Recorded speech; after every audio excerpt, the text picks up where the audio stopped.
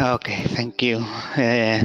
First of all, I would like to thank you to Rupert and Clay for giving us the opportunity to show the city from this point of view. Well, unfortunately, I can share with you a webcam, so you need to rely on my voice. So, well, we will do our best. Okay, our presentation well, will be divided in two parts. We give you an overview of the city and how did we work prior to some implementation.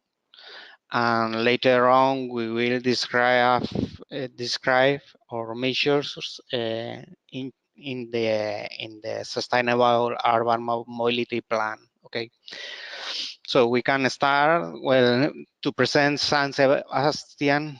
Well, we can say that it's a city which is located in the north part of Spain.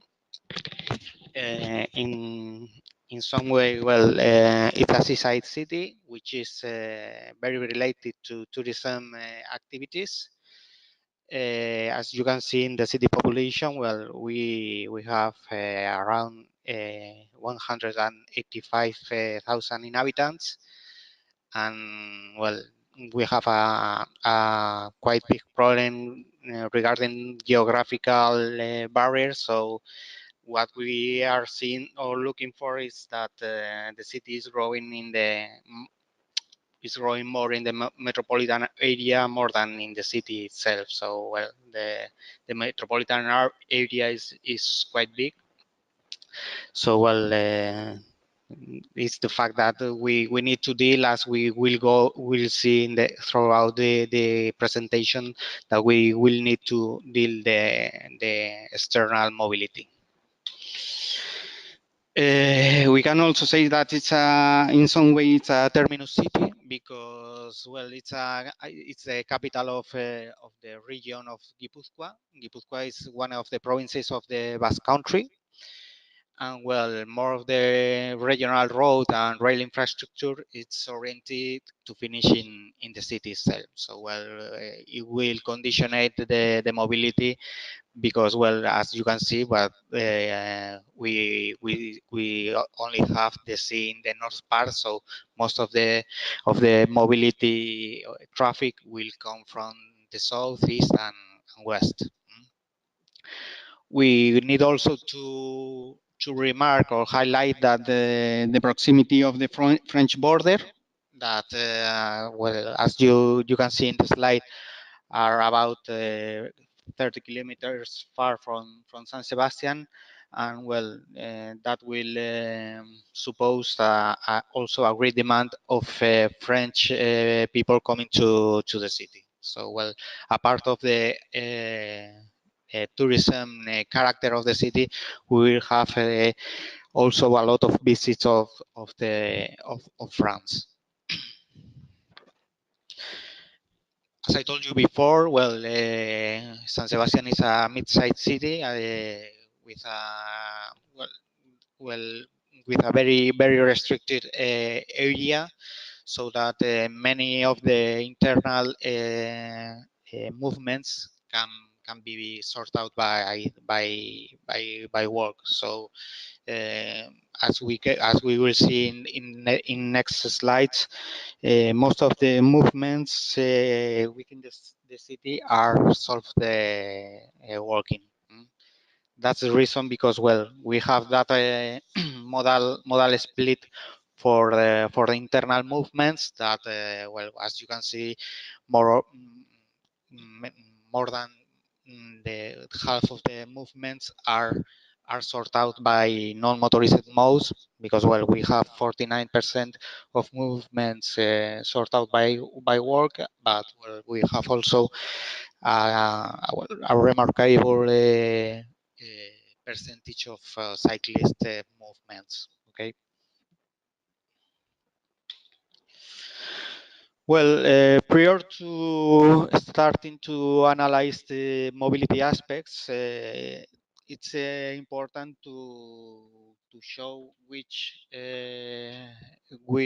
model of city we are looking for our city, because well, we are starting applying measures, making infrastructure to adapt the city to to reduce the dependency of the car, because well, as you already know, it's a part that we share in each city of Europe, or almost in the world, that we need to reduce that dependency. And well, as you can see in the slide, well, we started well, almost 25 years before, trying to adapt the city to make the city sustainable, safe, healthy, and friendly. So, well, we can say that our main goals of the city were those four.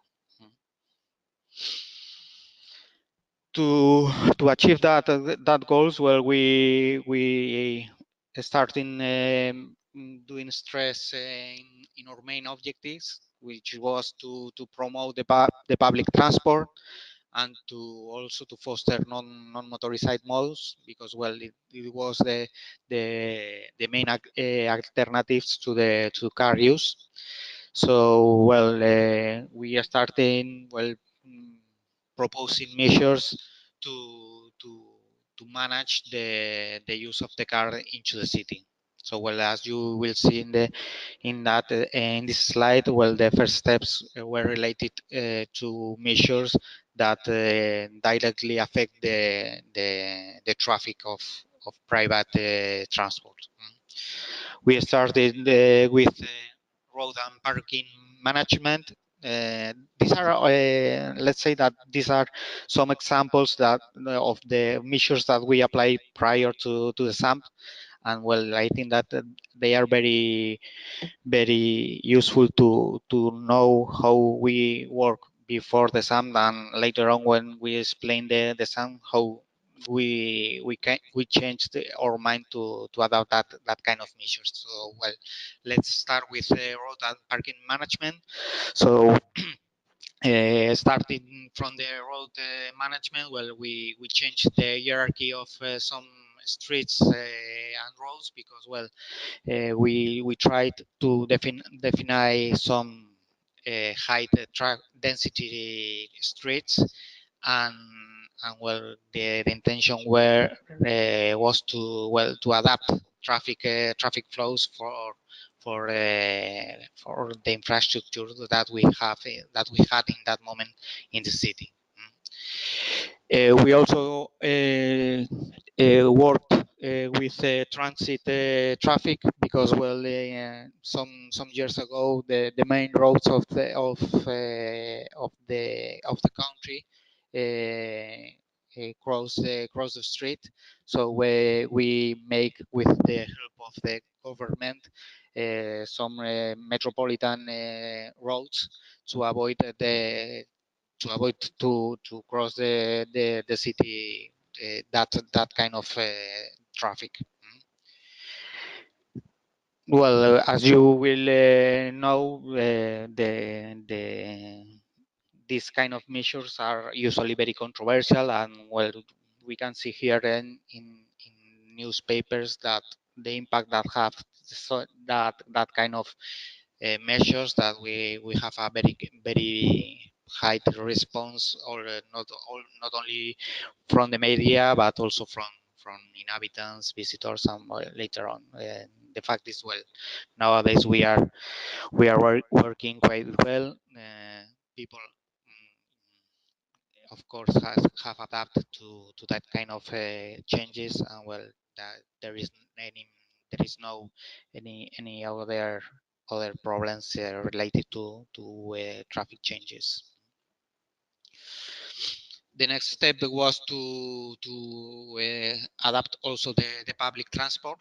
This was, I will say that this was the first, let's say, the first component that we see, or that we saw in advance, that we need to plan and to give some room to adapt urban plans to mobility, because well, we are starting to segregate public transport lanes, to give prioritization to public transport, and it was the first key to let us know that we need to plan above all the public transport and maybe other components of the city mobility. For example, also related to pedestrian mobility, we have here the first street that we pedestrianize, that we use as example to connect the old part of the city that it's located in the north part, which the railway station.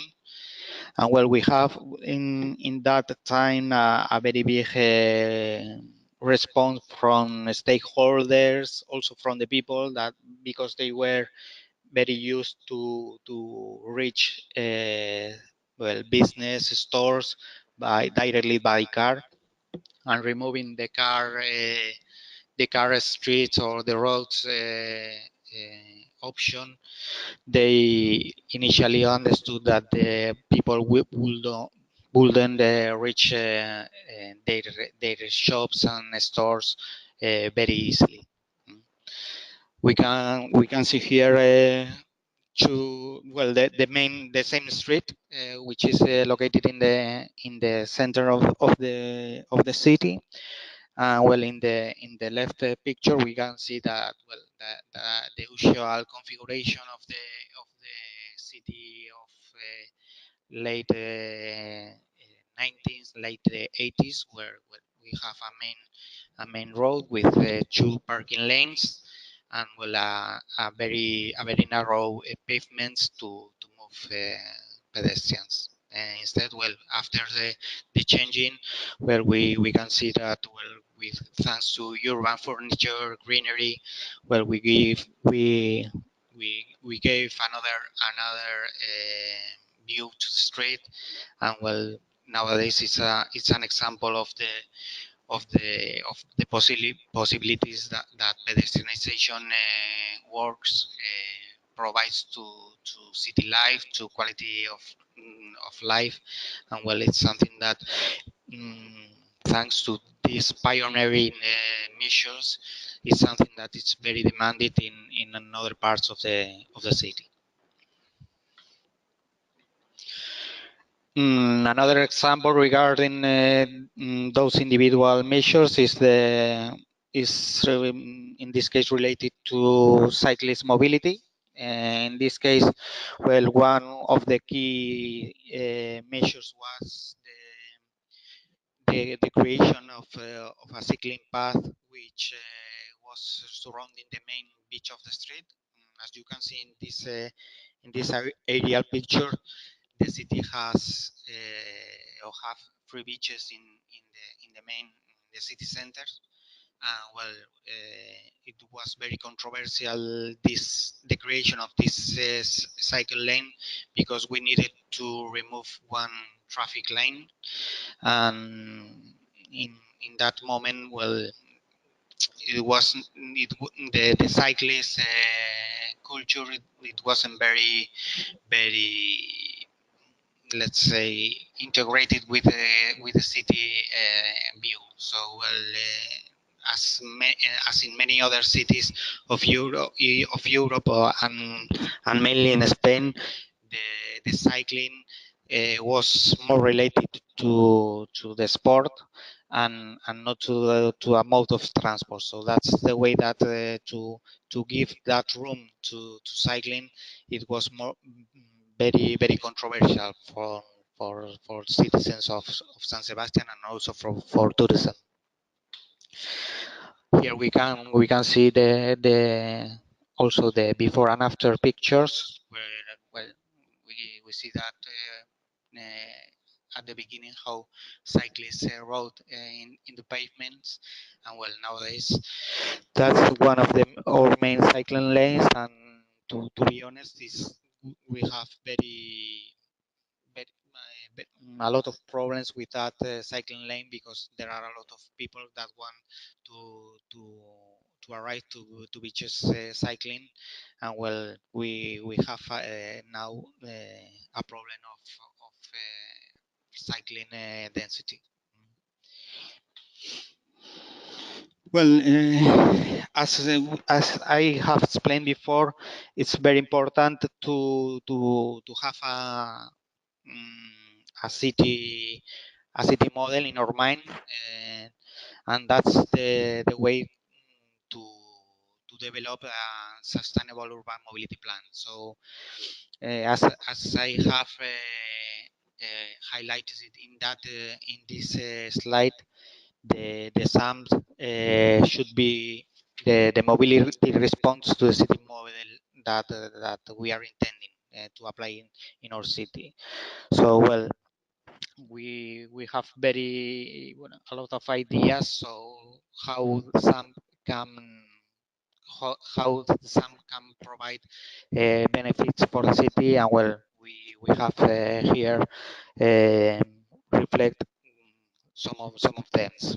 The main obvious ideas is that, well, the SUM can improve the quality of the urban environment and the quality of lives of inhabitants. It's clear also that they can that it can improve the health of the inhabitants thanks to the reduction of pollution and noise. We can also, with the measures, recover the available public space, because, well, in our case, as I have explained before, our idea was to reduce the car dependency. So the the space that we applied to car traffic, well, we have tried to change to pedestrian and non-motorized modes.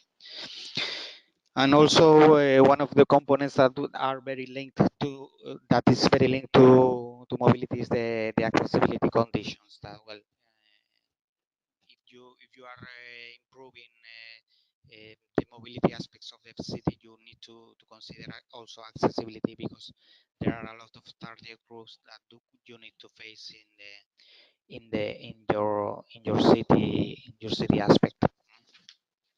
Well, these are some examples that you need to choose or to reflect prior to define the SUMP. And, well, we have reflected in those two slides some examples that, well, each city needs to adapt to their requirements. Okay. Well, let's say that we have seen in the first part of the presentation the individual measures that we have applied in the city, considering some city goals. But, well, at least what we have applied were, as I have explained before, individual measures that they didn't have any order or any priorities regarding modes of transport. So this is one of the most important things that we need to reflect when we are thinking about the SUMP development. The stages that we proposed during the SUMP preparation was the ones that we reflect in that slide. Because, well, we started well, with some views of other cities of the country that have already developed SUMPs, and, well, we use their cases as a guide to develop the SUMP in San Sebastian. So, well, as you can see, well, we start with the first stage where, well, we we define the process and the work setup to prepare the SUMP. We also, well, we promote the initiative and the presentation of the SUMP to the municipality, because in some way we need to convince the rest of the body government that well, to reach the city model goals, we also need to prepare our own mobility plan. We can continue with the second stage, which is related to make the first pre-diagnostics and general goals. As I told you before, well, it's very important to link the general goals of the city with the goals that we need to apply in the mobility terms. So, well, this stage is the phase where you link main goals with the mobility goals.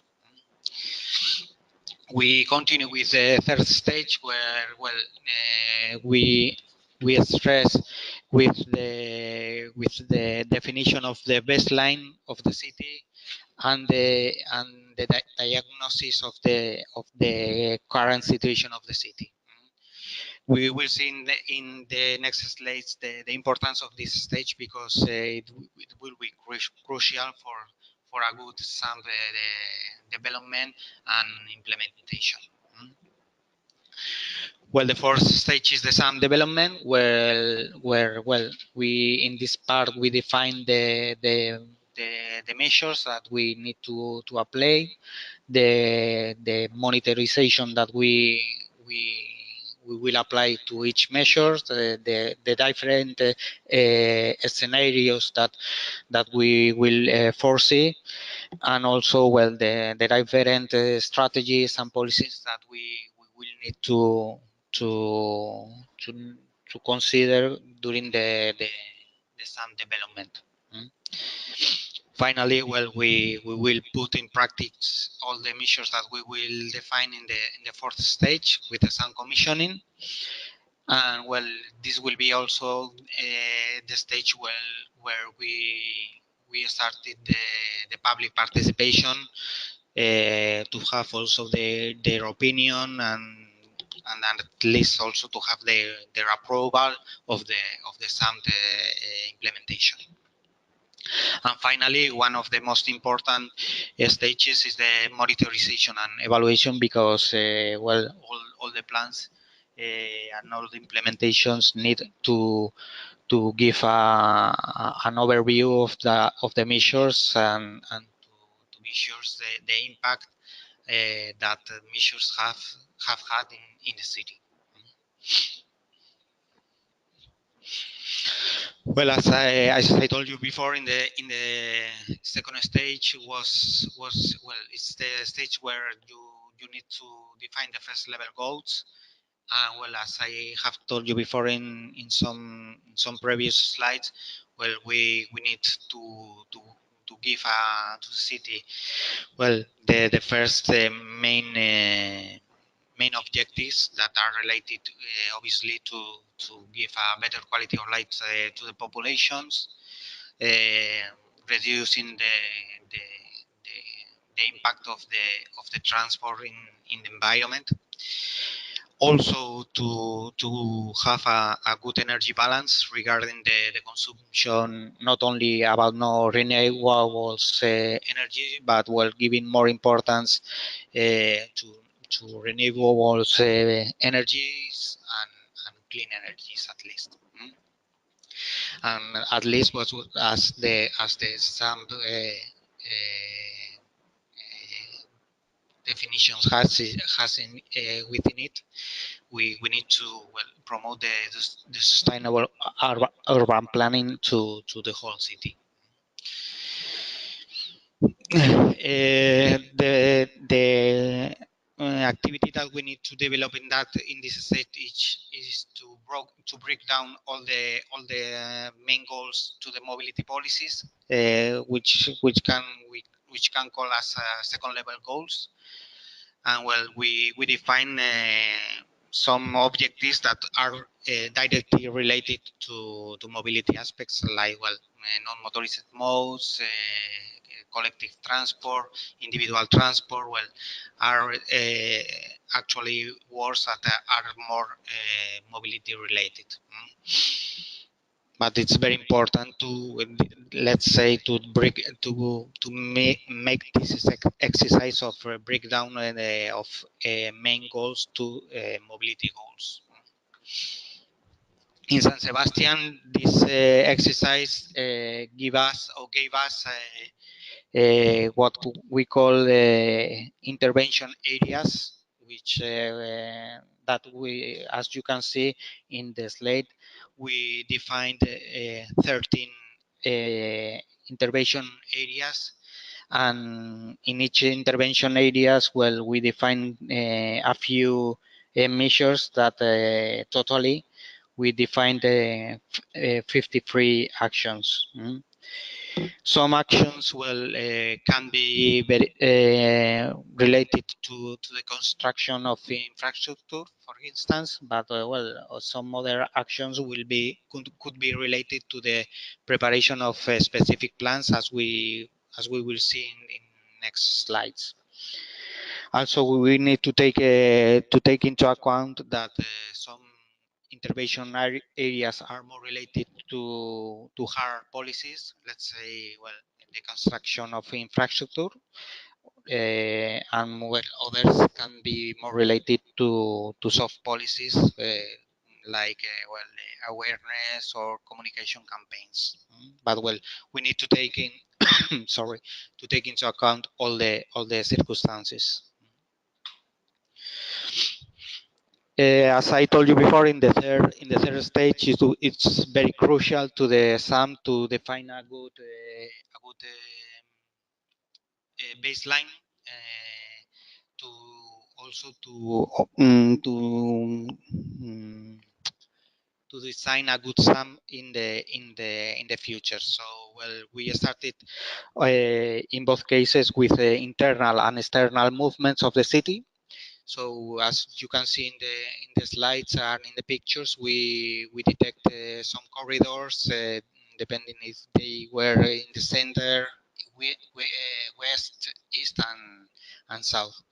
And detecting those corridors, we analyze the movements, the internal movements that we have into the city, and the importance of that movements for the mobility demand of the city. We made the same exercise regarding the metropolitan area, and in this case we have we need to rely on external data sources, because we didn't have information of external movements, and in this case it's important to have the support of the regional government, or the regional entities that they usually work in those areas of the region or the province. Within the city, another step is to identify the mobility attractors elements. As you can see here, we have listed some of them.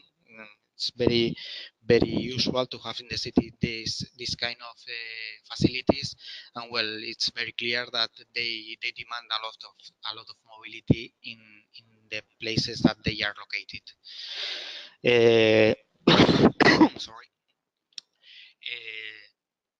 We can start for the main demanding places like schools, universities, business or work areas, health centers or hospitals, and we can final this reflection with less relevant places like commercial centers, where it's important also to consider not only customers but also employers, because they both have different needs of transport to reach their destinations.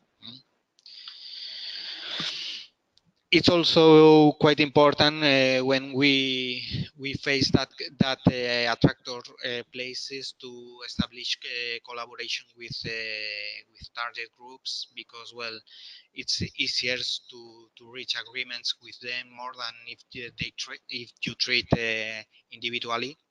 And well, it's easier to establish that collaboration, because they also help to establish lines of collaboration to to define policies which are specifically related to those target groups.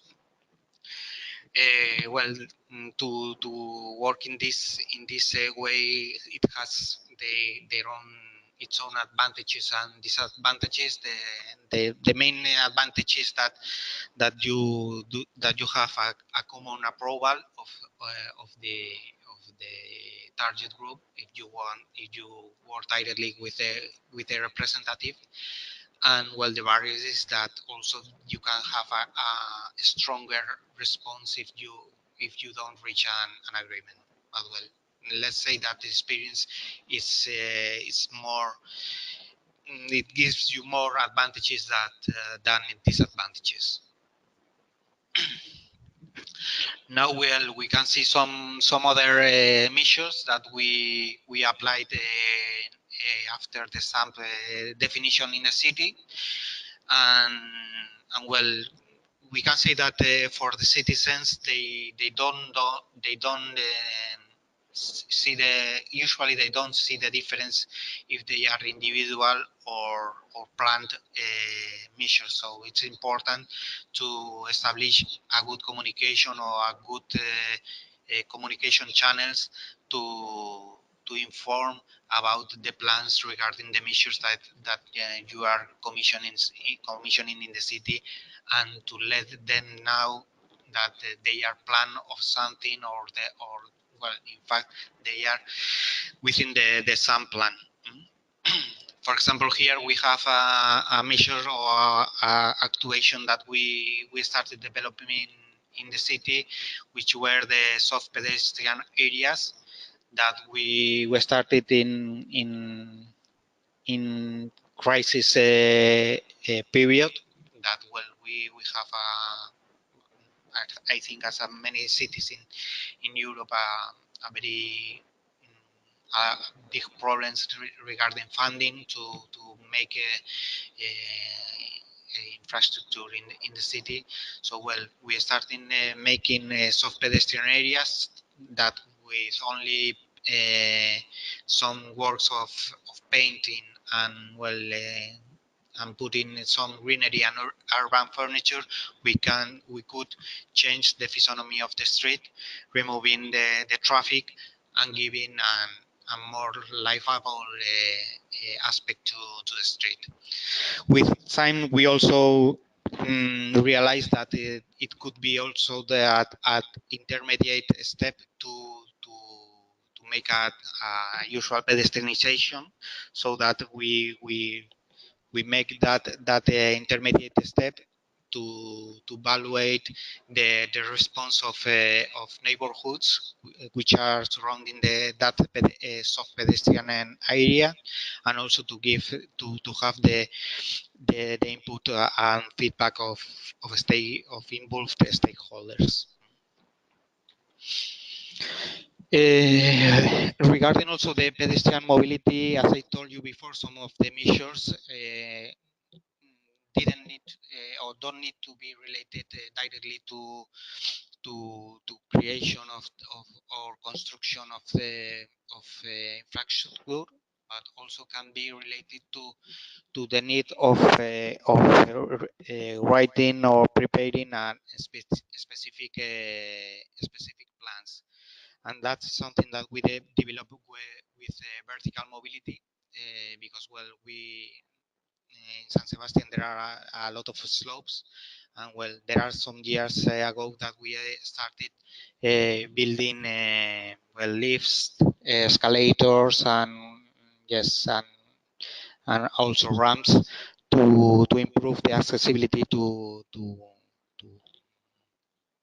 neighborhoods who live in hilly areas.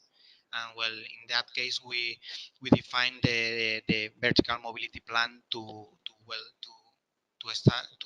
create some criteria when we need to build a lift or well, at least vertical mobility. Regarding cycling mobility, well, this is a very specific target group because, well, usually we have a lot of reaction from car drivers because, well, as I told you before, the one of the main goals is to reduce traffic use or car use in the city, so that when we create new cycling lines, we remove traffic lines. So, well, usually the creation of cycling lines are very controversial in the city, and it's very important to give a very clear and transparent information to all the rest of target groups that in some way are involved in this kind of changes. Regarding the public transport, well, the next step is that we are well, slowly making is the electrification of the public transport. We are starting with electrifying some public transport lanes, and well, not only with electric buses, but well, the city needs to change also the infrastructure that are oriented to fit this kind of mode of transport. And well, usually the modernization of the public transport is good looked by citizens and also by tourism, so that in this case that we can say that public transport improvement is not very controversial. In fact, in San Sebastian, the view of the public transport is very good. It's very accurate, and the punctuality also rates are very high. So well, it's a very good mode of transport for the city. Another component that we need also to take into consideration regarding the SUMP design or definition is how to manage the freight delivery in the city. And well, because well, at least is a mobility demand that we need to take into account because it's part of the daily activity of the city. So well, in some pedestrian areas that they need to go into that street, well, we define the flexible use of the street so that during the journey or the day we we define some time or just some time slots where freight delivery vans can go into that street to make their deliveries, and for the rest of the day we close the street only for pedestrians, so that we give several uses to streets. And well, in that case also it's very good thing because people usually and generally they understand that that well, in some way the freight delivery is necessary for the city activity. Another part of the SUMP definition, as I told you before, is also the financial research. And well, usually the SUMP implementation is very linked to the city budget. And well, in some cases when we are treating also external sorry, external conditions or factors, we also can ask for some support for regional or national governments. But well, one of the other sources of funding is they are European programs, and well, it's something that San Sebastian have integrated in their policies. Usually, the city budget are more related to short-term activities, and well, the European programs contribution is very important to plans like the SUMPs, which are more related to mid or long-term activities. Well, I will have to explain a bit about our next challenges because, well, the SUMP, let's say that don't finish and in our case until 2024. And well, the first part that we are facing are the seasonal mobility because, well, as I told you before, San Sebastian is a tourism city, and well, we have detected during the time we have detected some different ways of mobility into the city. We have a daily mobility that we reflect with that picture that we show the city raining, but we have also the mobility related to the summer that well, it's the time when a lot of tourism come to San Sebastian, not only from France proximity, but also from the whole Europe and the world. And we also have detected a third component of seasonal mobility, which is related to sport activities that are developed in the city. It's a very specific tourism that they usually comes for weekend.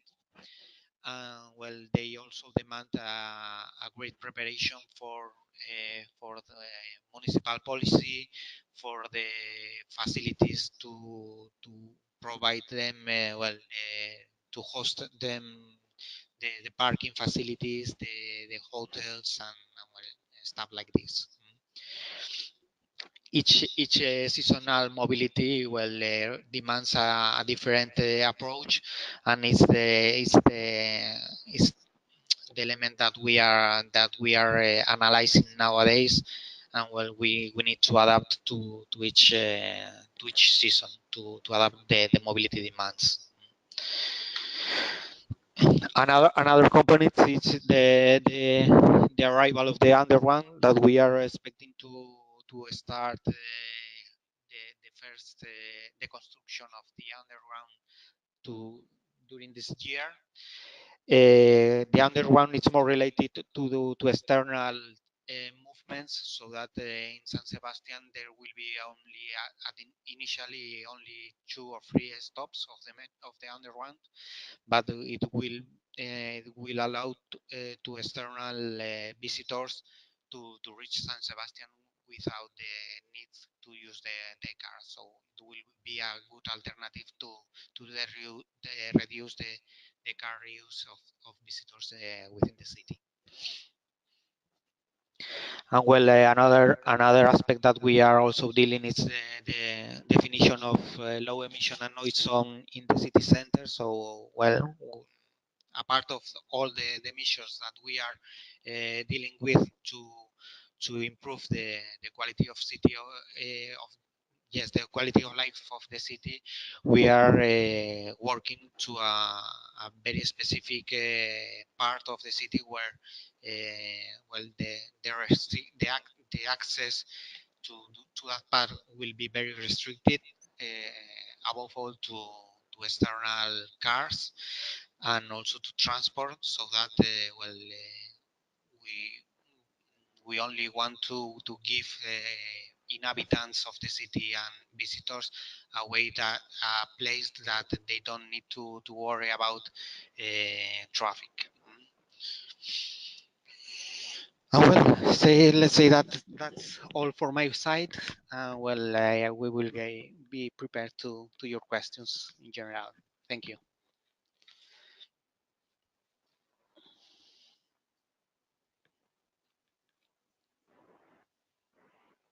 Well, thank you, Iñaki, very much for a very comprehensive presentation.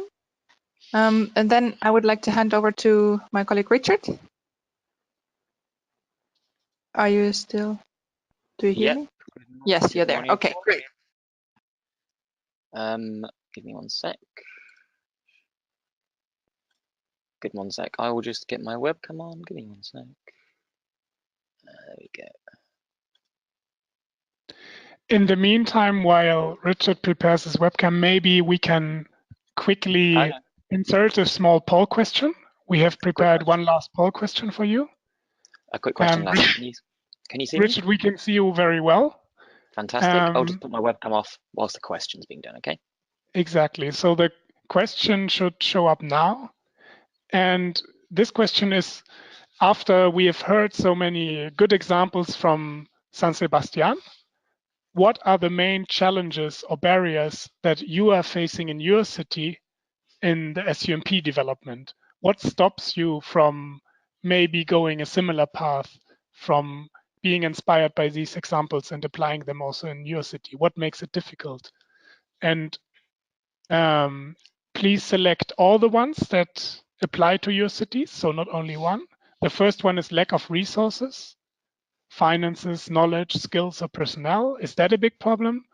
Or is it that the stakeholders are not defined, or there's problems to get them on board, to involve them?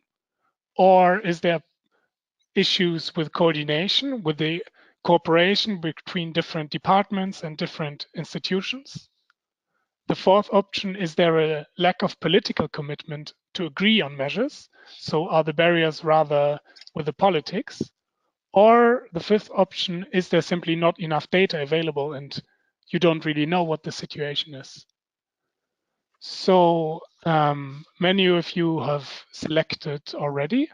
I'll give you a few more seconds to think what the main challenges and barriers are that you are facing. I think now almost everyone has chosen the answers, so I close and show you the results. And so very clearly we can see that an issue that everyone has is the lack of resources. So this can be both skills, personnel, or finance or knowledge. Maybe you can also comment in the chat, or later in the discussion we can talk about what aspects of this are the main barriers.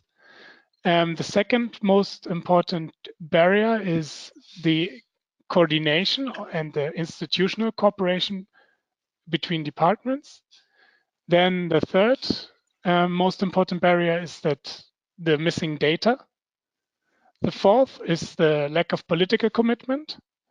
But it's also interesting to see that it's in less than half of the cities, the political commitment is the problem. So in more than half, there seems to be some political commitment, and the problems are somewhere else. So that is I think that's a rather positive message.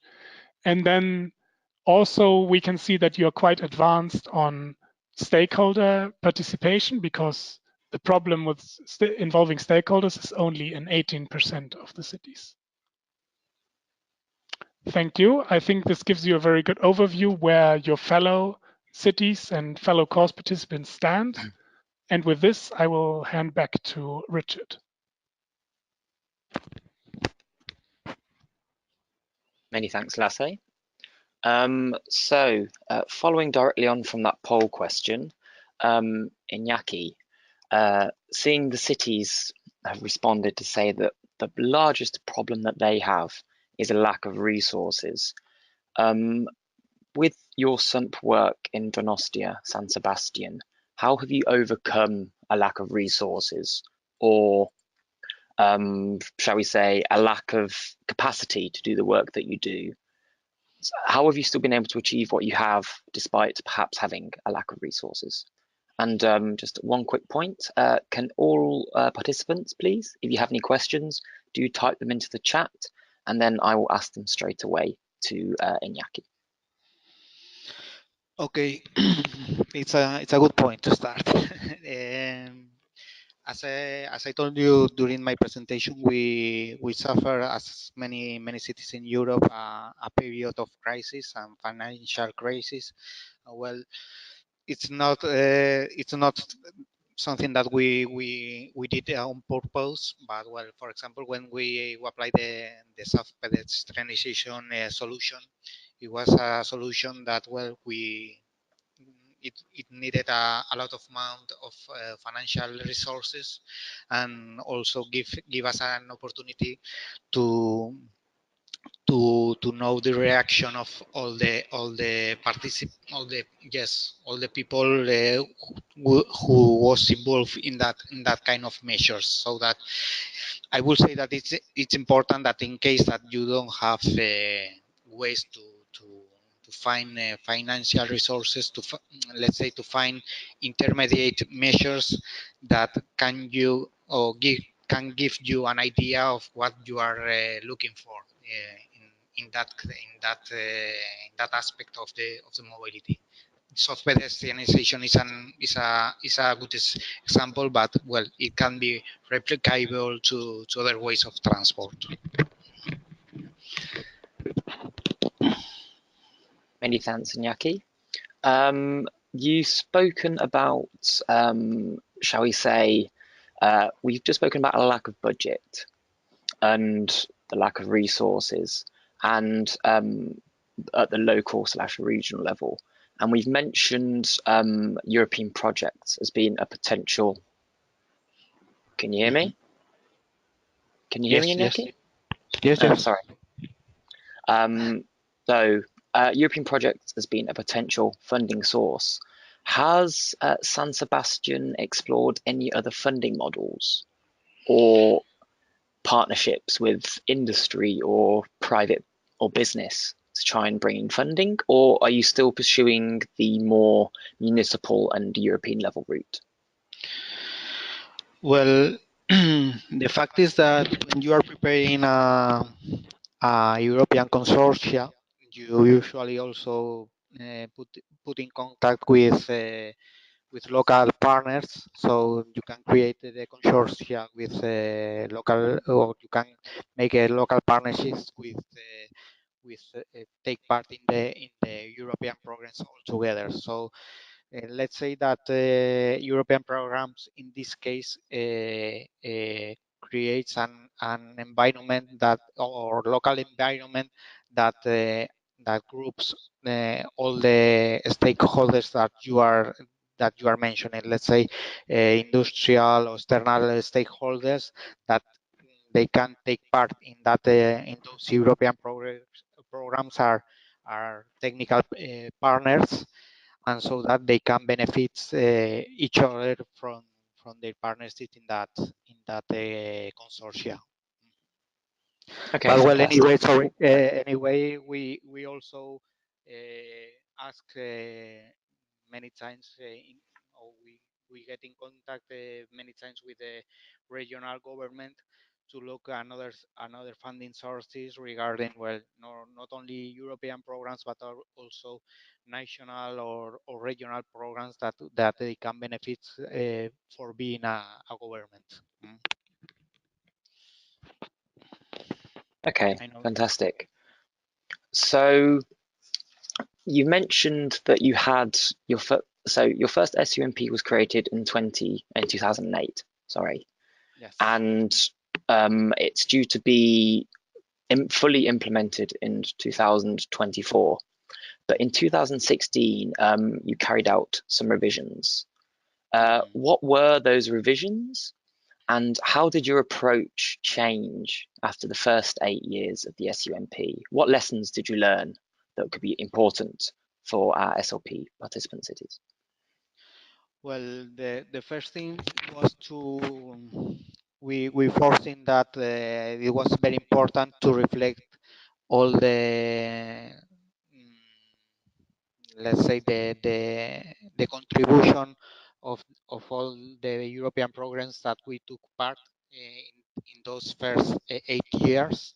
So we thought that in some way we need to review the SUMP to reflect the contribution that those European projects carried out to the city. So the first goal of that review was to reflect that part, and also, well, to have a good idea of this contribution, not only for the municipality but to the whole city. Let's say to stakeholders, to participation mechanism of the city, so that it's something that, well, it was foreseen in the monetization stage of the SUMP, but well, at least we need we saw that we need to feed the SUMP with this kind of contributions to have that or this plan or to be a living plan, no? At least is to reflect all the measures that we are implementing in the city in some way. Fantastic. Thank you very much. We've had a question from Marta Moreira, who would like to know what has the modal shift been within the models, so since 25 years ago, essentially, when sustainable mobility planning and the associated strategy started in San Sebastian. Sorry if I understand properly, which kind of Sorry. modes of transport? Yeah. Sorry. So quickly. Sorry. What has the modal shift been in San Sebastian in the past 25 years since you started sustainable mobility planning? Well, I don't have the accurate figures, but they were mainly related to motorized modes. The, the cycling modal shift was very low, because as I explained before, the cycling view was more related to the sport and to the leisure, so that usually citizens didn't consider the bicycle as a way of transport to reach their destinations. So the cycling contribution was very low for the city, and also considering that at the start of the SUMP there were a very low, or there were not any pedestrian areas. There were only well, some narrow pavements. The idea to reach places was mainly focused in the use of cars, so that those situations explains a bit of the reason of the modal split, mainly oriented to motorized modes. Okay, thank you. I'd just also like to give, if any of you please amongst participants have any questions, then do please send them in at any time and we will ask Iñaki immediately. A quick question from myself, Iñaki. Yeah. So you have, obviously your SUMP's been going on for a while and you've revised it in 2016. But what are the indicators that you have developed to measure the success of your SUMP? How did you go about creating those indicators? Have you taken them from another source, or have you developed them specifically internally for San Sebastian? Yes, that's a good point, boy. Because in that point you need to divide the indicators that you can measure from your own, and the indicators that you can receive from other sources. For example, when I was speaking about external movements and internal movements, I was speaking that it was important the contribution of external data sources. For example, well, we go to regional government to give us data from movements that comes from the outside of the city, so that you need to have clear which kind of indicators need to involve to each policy, let's say, and which indicators can be measured by your own, and which ones need to be gathered by other entities or other administrations. So in this at this stage, it's important also to during the pre-diagnostics phase to detect which indicators take part in, or are part of one category or the other category. Okay. Okay, thank you very much. Now that you've mentioned indicators or cooperating with other municipal authorities, so be it at a regional level, could you please, this also reflects the city's response to the poll question. Do you please have any advice for how to ensure effective cooperation, so vertically with regional or even national governments or mobility or transport departments, and also at the local level, horizontal cooperation, so with other departments within the municipal authority, so be it public health or urban planning?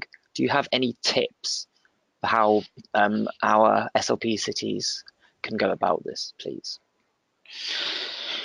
Well, I think it's important in from the internal side or from the side of the communication with another administrations to give the benefit, well, the benefits that they can take from your research or the development of your SUMP, so that they can also benefit from the experience that you are applying in your city. For example, here in the Basque Country, we have 3 main provinces and we have 3 city capitals, and well, the distance among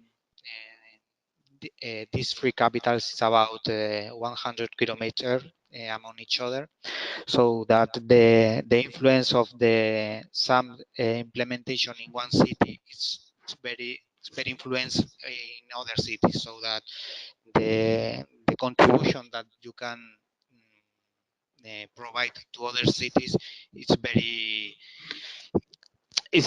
very beneficial to all the region, not only for your city, and that's the way that you need to find supports from not only from the internal side of the city, but also from the more closest part or areas of your city. I don't know if I'm clear about that. No, that's very clear. So that is how you would go about, shall we say, convincing. But do you have kind of any effective cooperation models? So how you'd go about dealing with other regional authorities? Do you find that it's been more effective on the political level?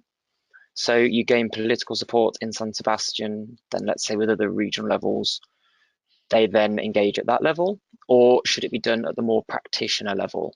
And have you found that face-to-face meetings have been better, or you've had to regularly develop the official documentation has been better? What approach has worked for you in San Sebastian?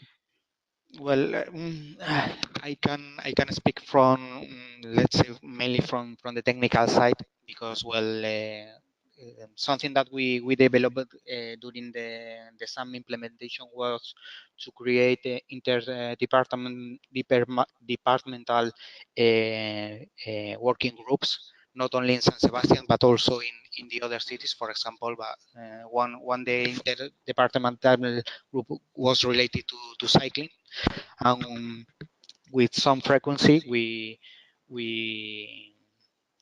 we organized meetings with other mobility colleagues of the other capitals to share our ideas to implement it in our SUMP, but also to know the influence of our measures in their city, so that we could have a common idea of how we'll need to implement some kind of policy related to one kind of mode of transport or another, so that when people from outside comes to our capitals have the same agreements in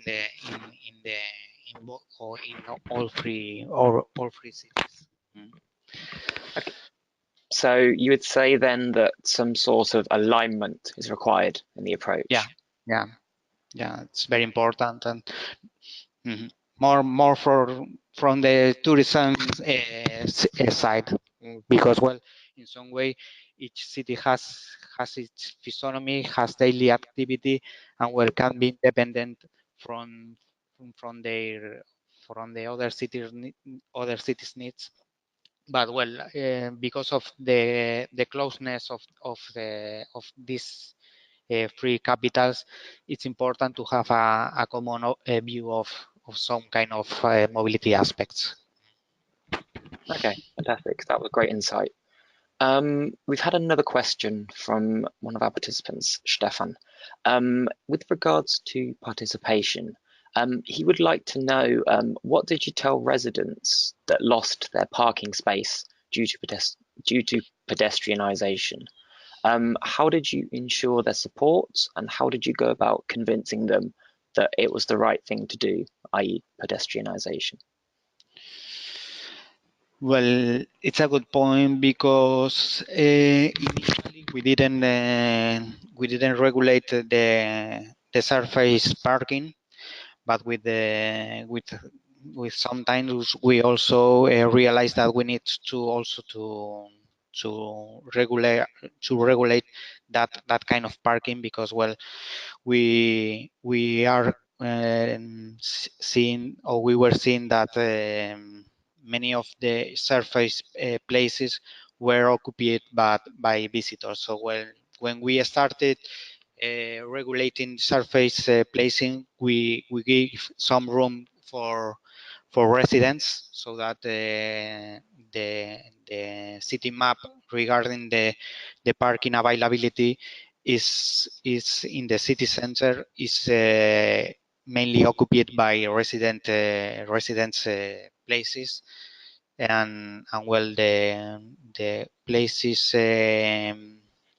which are destined to visitors are more located in the outside of the city, with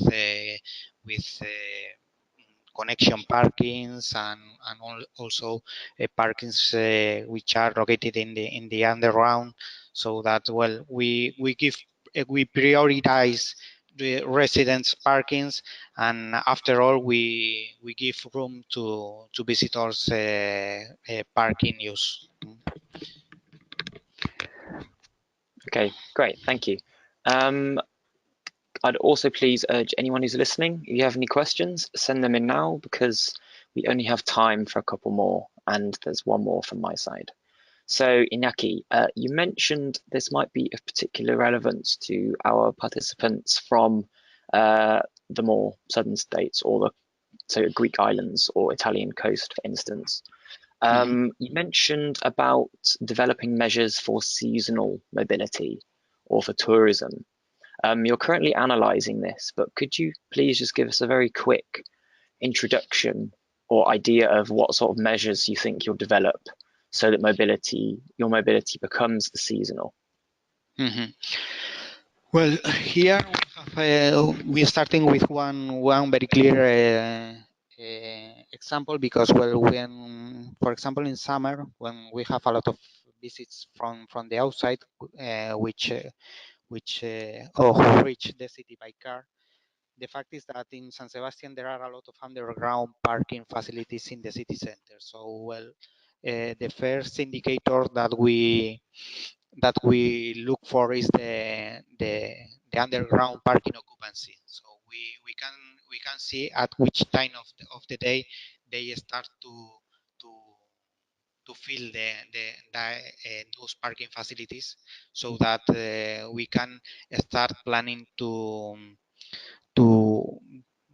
let's say, to guide the traffic flows for another part of the city. So then the main goal is to reduce the traffic jams into the city center. So when we start to realize that city center parking facilities are filling up, we start to applying measures to divide the traffic flows to another parts, or to the outside of the city. What are those measures? Of the summer traffic, for example. So you mentioned those measures, but how do you plan in the future to divide those traffic flows? Would that be through signaling, or would it be through actively not allowing people to go down certain roads due to capacity being full. Yes, the idea is to align that kind of mobility with the definition of the low emissions and noise zone, so that well, in some timelines of the day, we can well guide the traffic flow for another parts of the city, so that the idea is to promote the connection parkings, also to reinforce the public transport service for those connection parkings to the city center, so that people will be informed in advance that well, the city center can be closed, so that we invite them in some way to use that parking facilities located in the outside of the city, and to reach the city center, well, let's say with the underground service, or with the public transport or shuttle services. Okay, fantastic. Iñaki, that was incredibly insightful, and we've learned a heck of a lot from what you've told us over the past 20 minutes.